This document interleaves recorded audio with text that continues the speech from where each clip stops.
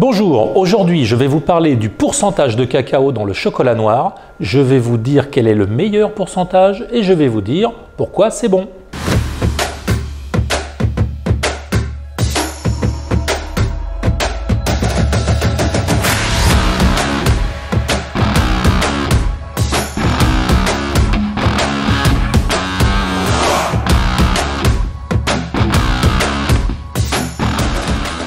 Dans le chocolat noir, on trouve deux ingrédients principaux.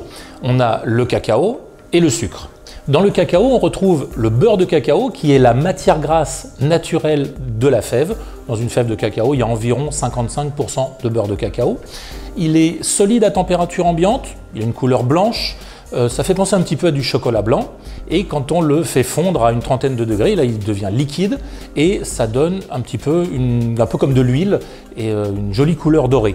Il ne va pas donner de goût au chocolat, il va plutôt lui donner sa texture.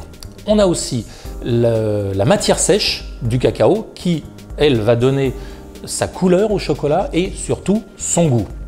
Dans un chocolat à 70% de cacao, on va donc avoir 70% de beurre de cacao plus matière sèche issue du cacao, plus les 30% restants, c'est du sucre. Donc évidemment, dans un chocolat à 65% de cacao, eh bien, on va avoir un peu plus de sucre que dans un chocolat à 70%. Mais il y en aura plus en pourcentage. Le ressenti, c'est pas si évident que ça. On va le voir avec un exemple. Prenez le melon et la groseille. Eh bien, il y a presque autant de sucre dans la groseille que dans le melon. Pourtant, on a l'impression qu'il y a beaucoup moins de sucre dans la groseille.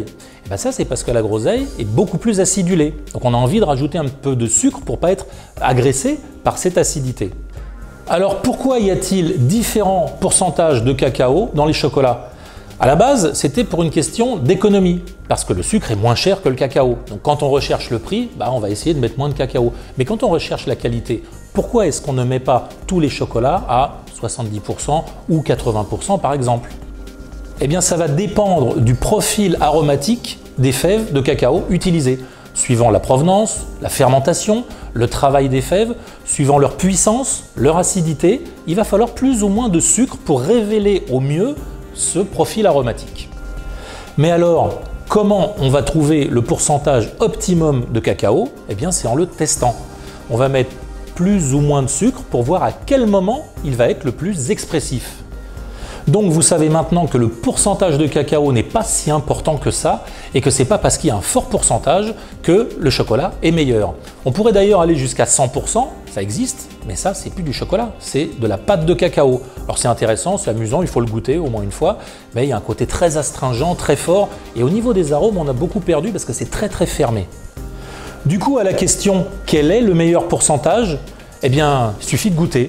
Parce qu'on peut très bien s'éclater avec un chocolat dont les cacaos viennent de l'île de Grenade qui va être parfait à 65%, ou alors chercher un peu plus de puissance avec un Venezuela qui va être à 72%, ou même perdre un peu en arôme, mais monter en côté force et astringence et aller jusqu'à 80%, voire même un peu plus, pour avoir une ambiance complètement différente.